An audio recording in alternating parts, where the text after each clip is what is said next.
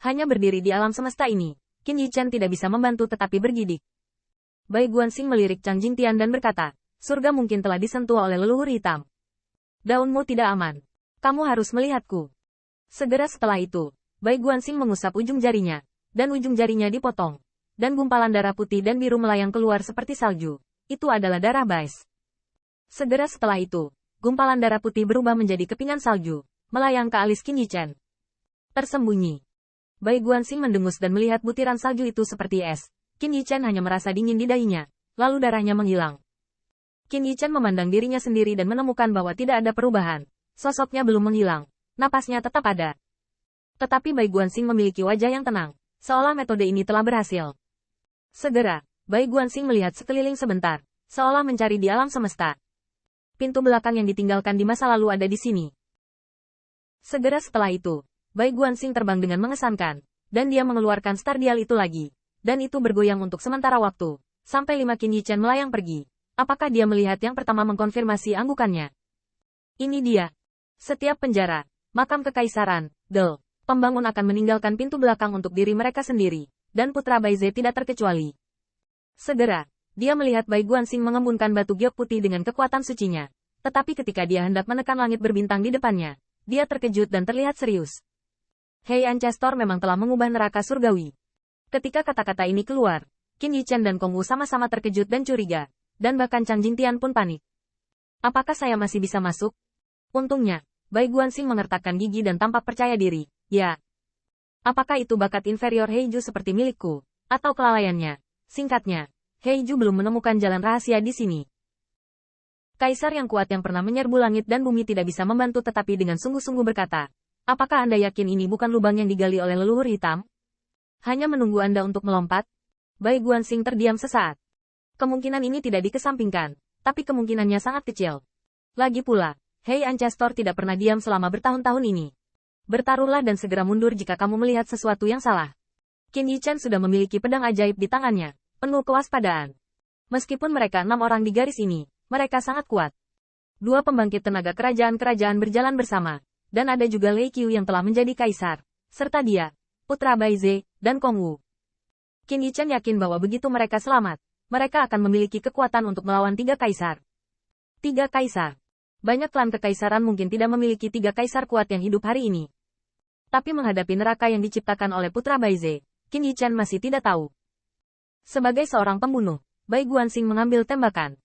Saya melihat bagian depan telapak tangannya banyak berubah, dan itu berubah setiap saat. Bum bum bum. Telapak tangan Bai Guanxing atau tanda aneh, atau satu jari meledak, kecepatannya sangat cepat sehingga sulit bagi Qin Yichen untuk menangkapnya.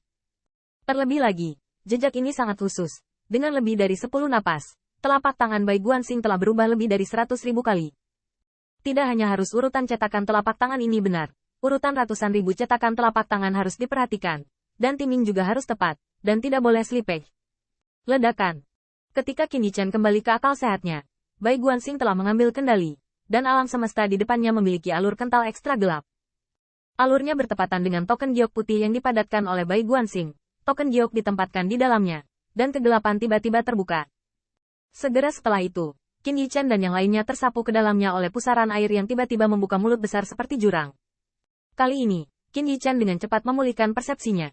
Namun, semua yang ada di depannya membuatnya gemetar. Di bawah kakinya, nyala api berkobar. Tampaknya itu adalah api dunia bawah dari Jiuyu. Dan ada gunung pedang yang ditransformasikan oleh bilah tajam yang tak terhitung jumlahnya. Niat tajam dari pedang yang dicap pada bilah tajam membuat Qin Yichen terkejut. Itu jelas pola kaisar. Dan setiap bilah tajam ditutupi dengan daging dan darah yang samar-samar, kulit dan tulang seperti hutan, dan bergetar saat angin lingligang lewat. Pegunungan pedang dan lautan api, dinginnya Jiuyu, semua jenis pemandangan kejam yang bisa dibayangkan Qin Yichen, dan tidak bisa dibayangkan, sangat jelas. Saya pikir Anda sudah memikirkannya sejak lama. Pada saat ini, suara Bai Guanxing terdengar, dan wajahnya tenang. Ini neraka, ini bukan Shantang. Ini bukan hanya untuk orang-orang yang dikurung di sini untuk menunggu kematian. Kong Wu tidak bisa menahan kegelisahan di tenggorokannya, dan Qin Yichen juga tenang. Mereka semua pernah melihat penyiksaan atau semacamnya. Namun, gunung pedang itu setinggi 100.000 kaki, bilahnya seperti hutan, dan itu semua adalah bekas pedang kekaisaran. Berguling dari puncak gunung pedang, bahkan mereka yang kuat di alam kaisar harus ditebas. Neraka, atau alam rahasia yang dibawa Bai Guanxing untuk terbang, dikelilingi oleh kesuraman dan jeruk darah coklat tua. Bai Guanxing mengetukkan jari kakinya dan melangkah ratusan mil jauhnya. Kalian berdua tidak perlu banyak bicara, hati-hatilah. Adapun Kong Wu, berpegang erat pada Yi Chen. Yi Chen, gunakan waktu dan ruangmu untuk bergerak ke arahku. Ingat, penyimpangannya paling banyak 10 kaki. Kong Wu buru-buru memeluk Qin Yi Chen, dan yang terakhir muncul di sisi Bai Guanxing dengan ruang dan waktu yang mempesona. Dua kaisar lainnya juga dekat satu sama lain, seolah-olah mereka sekuat kaisar. Mereka tidak akan berani berkeliaran di jalan rahasia ini atau bahkan surga.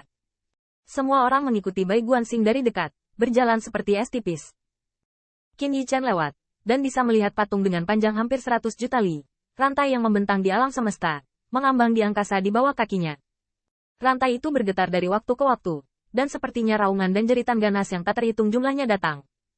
Bahkan di dunia coklat tua dan oranye, orang bisa melihat wajah menakutkan yang menggeliat.